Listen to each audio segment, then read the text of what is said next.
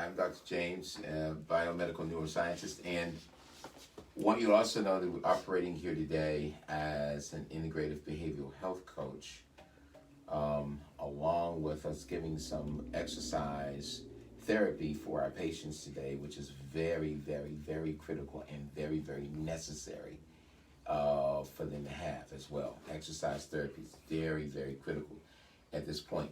I'm really, really concerned that I saw them come in for exercise therapy today as they visited the chiropractor's office and then coming over to my office for the exercise therapy. I am extremely concerned about the health of people today. And so I'm doing this very short, but I want you to get a good understanding. And that is this. The question is asked all the time: what can an individual do in addition to social distancing and good hygiene in accordance with the CDC guidelines to reduce the risk of having severe case of COVID-19? Now, in the absence of a curb, integrated behavioral health coaching, lifestyle intervention for behavioral change, and also improving an individual is going to be very key. Improving the health of the individual is going to be very key, especially pulmonary health. And when we talk about pulmonary health, we're talking about breathing exercises, we're talking about cardiorespiratory exercise, and also postural drainage. Now, this is going to be key for you because when we talk about the respiratory system, it's going to include the mouth, the nose, and it's also going to include the lungs. But you know, the lungs don't just operate by themselves. There are muscles that are surrounding the lungs on each side of their muscles there. And so these muscles are like the diaphragm, the intercostal muscles, and the abdominal muscles, and they expand to contract and also change the volume of the thoracic cavity. Now, muscles expand the thoracic cavity to decrease the pressure inside the alveoli, which allows you to take in air. So this is going to be important. One of the biggest problems with COVID-19 or with the coronavirus is people not being able to breathe. And so the breathing exercises and the cardiorespiratory exercises help. When we talk about postural drainage, that means when we put you in a particular way that we position your body and help you to drain the mucus, or what they call the sputum, which is saliva and mucus mixed together that kind of fills in your lungs and makes it hard to breathe. That's us, and certain things that we do. We need to use a tool to kind of help it get it out, or we can use our hands to kind of help it get it out, but we have to do that. I'm really concerned with people who have sinus issues because, again, it could lead to bronchitis, it could lead to a number of things, and when you talk about having sinus issues, you can also talk about having a little bit of respiratory problems as well. If you look it up, you'll find that that's very possible. So I'm really concerned with people today and them getting the proper exercises and coming to a place where they can. If they don't, then you really need to do an online platform, but you really need to take care of yourself. Now, the other thing we have to do is staying hydrated, and also not only staying hydrated, but having a balanced nutrition. We talk about anti-inflammatory diet, and we talk about a Mediterranean diet. We add a little more fruit and a little more vegetables to your diet. So we looked at people today from the cervical to the thoracic part of their body and helping them with the whole breathing scenario and also with the muscles. Now, we talked about the diaphragm. We talked about the abdominal muscles as well, helping them to be able to tighten up that abdominal muscle because you're going to need it to help yourself breathe. So you're going to have that abdominal muscle tightened up as well. So we're working with people with that. Now, along with your diet, it's going to be regular exercises. It's going to help you too, which is strength training, postural exercises, which is going to be important. And the reason why we added postural exercises is, let's take, for instance, something called forward head posture. Forward head posture is when your head leans a little forward. Now, many of you don't know it, but your ear has to line up with your shoulder. If your ear doesn't line up with your shoulder, you have what is called forward head posture. Now, when you've got forward head posture, you actually have added 30 more pounds to your is added in normal leverage to your cervical spine, which is right in here. Now, when you got 30 more pounds added to your cervical spine, that's going to cause a problem because your entire spine is going to be out of alignment. That's one thing. But forward head posture also allows you to lose 30% of vital lung capacity. That's right. When you have forward head posture, you lose 30% of your lung capacity, the use of your lungs. 30% is gone. That is a real problem there. The curve of your cervical, I want you to understand that, or your cervical vertebrae, are referred to as the arc of life. So neurosurgeons calls it that because these bones protect the stem of your brain, and then also the thoroughfare for spinal nerves that affect every organ and function in your body. So that's the thoroughfare for every function and nerve in your body, because remember, signals are sent from your brain down your nervous system, right? So it's coming out of here. So this part is called the arc of life. It is very important. So doing exercises kind of help them deal with that. Not only do we deal with the pain that's there, we also deal with things like asthma. Could be a problem if you have forward head posture. Pain and fatigue, the carpal tunnel syndrome can be there. Headaches can be there.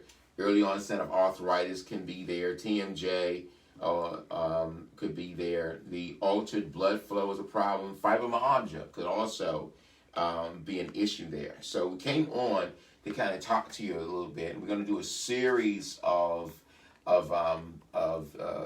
videos and also a series of lives to kind of help people understand a little bit about what they need to do to make sure that they're okay during this time. Now, there's something else important I want you to do, and I talked to you a little bit about nutrition, but I also want to add vitamins. But here's the key.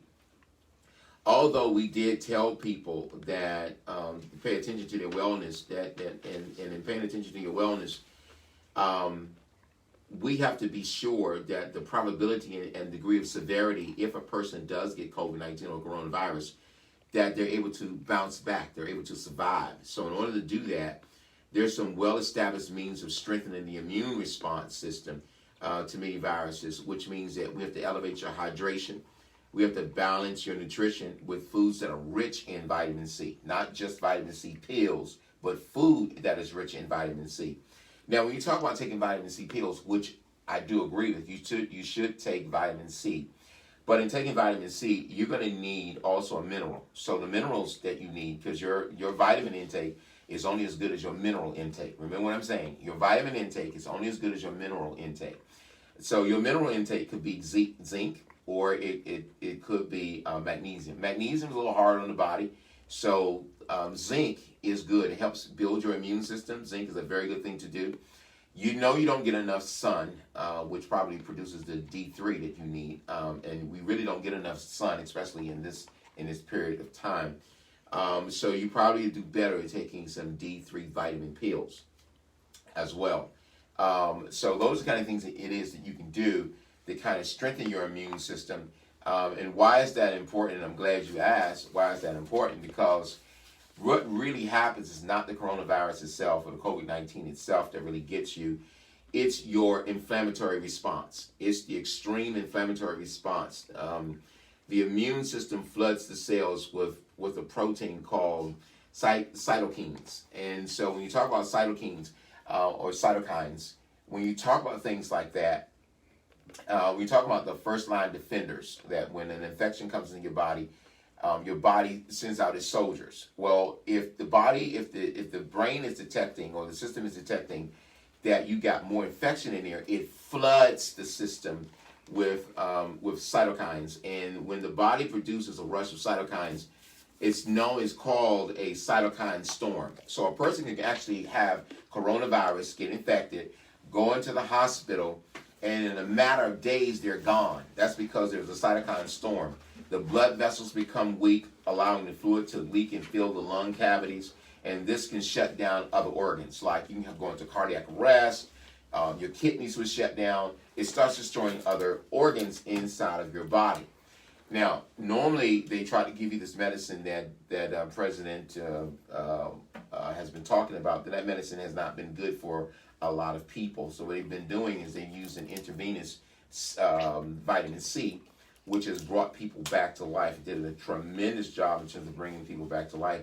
But there's also something called Akimtra. Akimtra is another medicine that they use to kind of help people bring people back to life. But let me go back to this. Now, exercise helps neutralize or balance out the cytokines in your body. Exercise balances that out. So that's why we call it a defense against this whole thing, is because the way it balances out the cytokines that are inside of your body. So you can find a person who doesn't have hypertension, they don't have diabetes, they don't have any underlying issues. However, that storm of cytokines can come in and wipe a person out. But there also can be a person who doesn't exercise. So you may not have had any of the underlying conditions, but you also don't really exercise. You're not strong enough to handle anything. You also don't exercise. So that's another scenario. You have got to exercise. I showed you about your lungs and the muscles around your lungs. Your lungs don't do it by themselves. There are muscles around the lungs that help them to contract and take in that air. So we got to strengthen all of that, from your cervical to your thoracic, from here to the middle of your back, to where your back is, the middle of your back, the top here where your neck is, to the middle of your back, to the bottom part of your back. We've got to do all those kinds of exercises. Your abdominals have got to become strong enough to be able to do that. So we got to really work with people. So that's why I'm coming on talking to you, saying you can use the online platform if you can't get into the office, which you can call the number of 240-383-4800, 240-383-4800. That number again is 240-383-4800. Now, what we're going to do is we're going to do a lot more lives and videos about what to do with various points of health. And I'm even going to show you patients who volunteered that when their session is, they don't mind being recorded or taped while we're helping them in their session. So we're going to show you those things, actually dealing with our patients. We're going to help you understand exactly what it is that we're doing here and why our work is so important, especially for first-line responders, helping them with the pulmonary exercises that I talked about, helping them with strength training, and also helping them with the appropriate holistic nutrition, and also posture exercises. We noticed a lot of police officers and things that came into my office, they needed that kind of help. A lot of them was either cigarette smokers, they drank alcohol. You know that's going to bother the immune system, weaken the immune system. So we had to do behavior change for a lot of them. And a lot of them just didn't exercise. They were just out of shape. They didn't exercise. So we had to kind of help them along the way. Then we had people came in with sinus issues. There were people who were obese or a little overweight. And because they were overweight, we had to help them as well. And it causes breathing problems in them. And so in an era like this, we've really got to help people in terms of breathing and breathing better. So there's several breathing exercises that we do help people understand. And then people just deal with inflammation, period, around their body. And so we're helping them be able to deal with inflammation by putting them on an anti-inflammatory diet, also suggesting some herbs and things that they can use to kind of help them with inflammation. Those are kind of things that we do. I'm Dr. James, biomedical neuroscientist. I don't want to take a lot of time, but listen, I want you to check me out, follow me. I want you to share this video. I want you to be prepared for new videos and also new lives that I'm going to have coming out, because I care. I want to see you help. And we're in this practice working with other medical doctors, and we are helping. We're doing what we can do. So we're serving in the capacity of behavioral health coaches, specialists in exercise therapy for them. As you can see on the wall, exercise physiology and all those things, reflexology, all those things are part of the stuff that we do. We're trained in holistic nutrition. There are things it is that we really need to do. Postural correction is going to be important for you. And we've also been serving to oversee pulmonary testing. So there are things we understand about pulmonology, and so we want to be able to help you to be able to do this. And I am grateful to God that He's prepared us for a time like this. Not only prepared with the Word and with prayer, but we're prepared with science-backed, science-based, evidence-based stuff to be able to help people get through what they're getting through. So I'm going to come back and we're going to talk a little bit about the immune system and how exercise is going to play a tremendous part in that, the immune system and neuroscience, and how that's going to play a great part in that. We're going to come back and we're going to talk about a few things that's really, really, really, really going to help you. I hope that this video helped you. If it did, please let me know that this was good information for you. I told you again, it's not the virus itself. It's the inflammatory response system of your body, of your immune system. We really have to get you to understand the inflammatory response in terms of the immune system. If this has helped you at all, if you at home, before I sign off, if you are at home and you've been quarantined, I need you to get up. I need you to stretch your upper torso. You can do it this way and this way. I need you to stretch your upper torso. I know you don't really have an appetite, but I need you to drink hot liquids. I need you to drink liquids, drink hot liquids. I need you to drink. I need you to hydrate yourself as much as possible. I need you to do that. And I need you to do deep breathing exercises. I need you to do that. I need you to not just sit there if you're quarantined and you're in the house. I need you to do things like that. And I need you to take some Tylenol. I need you to take those kinds of things as well, because I want to help you with this fever. Your fever says that your body's trying to fight the infection that's inside of your body. So you're going to break out these cold sweats and all kinds of things going to happen to you. But nevertheless, listen to me real good. You can get through this. We're going to help you get through this. So we're going to talk a little more about what happens if you're infected, but you don't show the symptoms strong enough to be hospitalized. What do you need to do?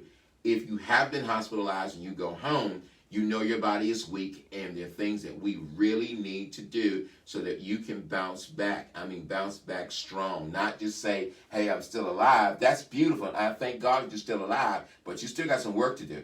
And so when you come through something like that, you got some work to do. If you're going on a ventilator or a respirator, that means you're at either stage 2 or stage 3 of this coronavirus scenario. You're probably at stage 2. And if you're at stage 2 and you come off, wow, that not only do I want to thank God for that, we got some work to do for you to make sure that you're going to be okay. And so you're going to need to use health coaches to be able to help you. So we're going to talk about foods that are rich in high in vitamin C, which you really need to do, because if you really have to recover from something, you need about 4,000, 5,000 times more of vitamin C than you would have on the shelf, and that's going to be through intravenous. So if you don't need to do intravenous, then we need to take not only the vitamins in the capsules, we need to use vitamin-enriched food. So we need to do a whole lot of things. Make sure you get some zinc, because remember, your vitamin intake is only as good as your mineral intake. You've got to remember what I'm telling you. Your vitamin intake is only as good as your mineral intake. I hope we've been a blessing to you. I look forward to seeing you again. Follow us, and don't forget to go with me with Walking in the Word too. And so we'll see you tomorrow at 10, but on Monday we'll see you at 12.